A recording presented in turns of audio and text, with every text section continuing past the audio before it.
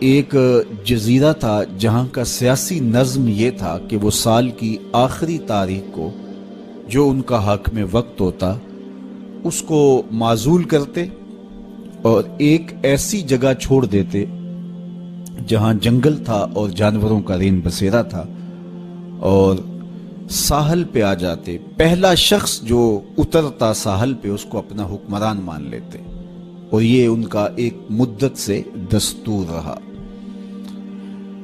جو بھی تخت نشین ہوتا وہ بھول جاتا کہ سال کے بعد میرے ساتھ یہ کیا کریں گے، اور بلا تعامل وہ اعزاز و تکریم اور وقار کے ساتھ مسند نشین ہو جاتا اور عیش و عشرت کرتا۔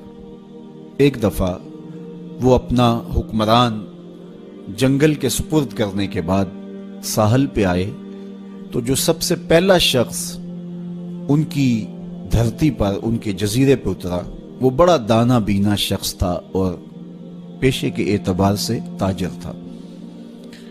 تو انہوں نے اسے کہا کہ تم آج کے بعد ہمارے حکمران ہو۔ اس نے کہا میں تو تاجرانہ غرض سے آیا ہوں، میں تو اصول سلطنت کو، امور حکومت کو جانتا ہی نہیں ہوں۔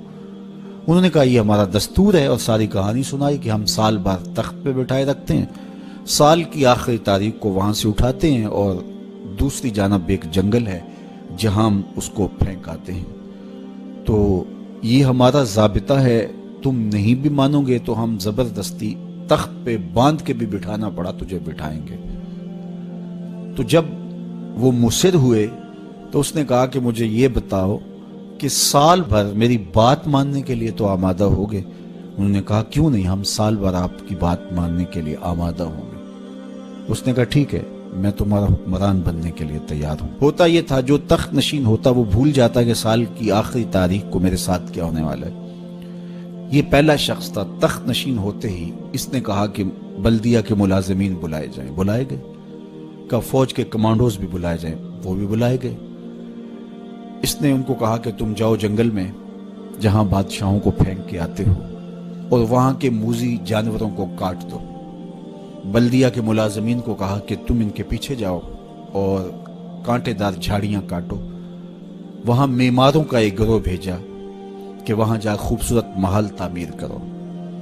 وہاں پھلدار، پھولدار، سایہ دار درخت لگوانے شروع کر دیے، اور پورا سال اس جنگل کو کٹوانے، اس کے موذی جانور قتل کروانے، وہاں محل تعمیر کروانے، پھلدار، پھولدار، ثمر بار درخت لگانے میں حکومتی مشینری کو لگائے رکھا۔ جب سال کی آخری تاریخ ہوئی تو ہوتا یہ تھا کہ جب بھی بادشاہ کے پاس وہ آتے کہ اب تجھے اس جنگل میں پھینکنے جا رہے ہیں تو وہ چیختا روتا، ہائے مجھے کدھر جا رہے ہو، میں تو موذی جانوروں کا لقمہ بن جاؤں گا، اور اس کو زنجیروں میں جکڑ کے اس جنگل میں پھینک کے آتے۔ وہ کہتے ہم نے پہلے دن آپ کو بتایا تھا۔ رومی علیہ رحمہ فرماتے جب وہ زنجیریں لے کر آئے تو اس کو کہا کہ ہم تمہیں وہاں پھینکنے جائیں گے۔ تو اس نے کہا کہ زنجیروں کی کیا ضرورت ہے، میں خود چل کے جانے کے لیے تیار ہوں۔ رومی کہتے ہیں کہ یہ یہاں بیٹھ کے تخت پہ اس فکر میں لگا رہا جہاں اس نے جانا تھا، اور اس کو پتا تھا کہ یہاں تو ایک سال بھر کے لیے آیا ہوں، تو میں نے تو پھر بقیہ ساری زندگی اس جنگل میں کاٹ دی ہے، اور وہاں بچھو ہیں، وہاں سانپ ہے، وہاں موذی جانور ہیں، وہاں بھیڑیے ہیں، چیرنے پھاڑنے والے درندے ہیں، وہاں کانٹے دار جھاڑیاں ہیں۔ تو وہاں وہ جھاڑیاں کٹواتا رہا اور ایسے جانور مرواتا رہا، اور وہاں کنویں کھدوائے، وہاں پھلدار پھولدار درخت لگوائے، وہاں محل تعمیر کروایا۔ تو اس نے خوشی سے کہا مجھے کیوں جکڑتے ہو، میں تو چل کے اس جگہ پہ جانے کے لیے تیار ہوں، اس لیے کہ اب وہ جنگل اور خوفناک جھاڑیاں نہیں رہی بلکہ وہ ایک خوبصورت باغ بن چکا ہے، اور وہاں موذی جانور نہیں رہے، وہاں پرندے چہچہا رہے ہیں، کوئلوں کی دل آویز صدائیں ہیں، وہاں بلبلوں کے چہچہے ہیں، تو میں تو وہاں جانے کے لیے تیار ہیں۔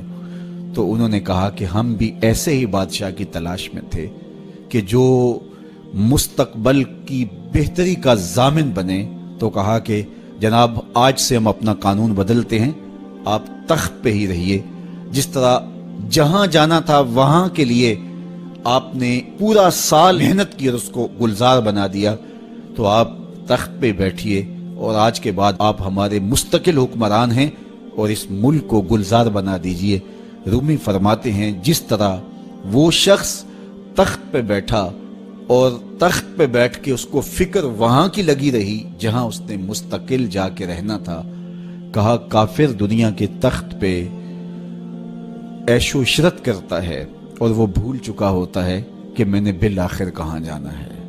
فاسق اور فاجر بھول چکا ہوتا ہے کہ اس نے کہاں جانا ہے، لیکن صالح مومن اس دنیا پر آرام سے نہیں بیٹھتا، اس کا سارا خیال، اس کی ساری توجہ وہاں ہوتی ہے جہاں اس نے جانا ہوتا ہے، اس لیے وہ یہاں بیٹھ کے قبر کے کیڑے مکوڑے ختم کرتا ہے، یہاں بیٹھ کر کے قبر کے سانپ کاٹتا ہے، یہاں بیٹھ کر کے اپنے اعمال کے لشکر بھیج کے وہاں کے بچھو ختم کرتا ہے، اور جب وہ اس دنیا سے رخصت ہوتا ہے تو القبر روضۃ من ریاض الجنہ، تو قبر جنت کے باغوں میں سے ایک باغ بن چکی ہوتی ہے۔ تو میرے رب نے کہا کہ ہر جان یہ دیکھے اس نے آنے والے کل کے لیے آگے کیا بھیجا ہے۔ پھر فرمایا واتقوا اللہ، اور اللہ سے ڈر جاؤ، ان اللہ خبیر بما تعملون، جو تم کرتے ہو تمہارا رب اس سے باخبر ہے۔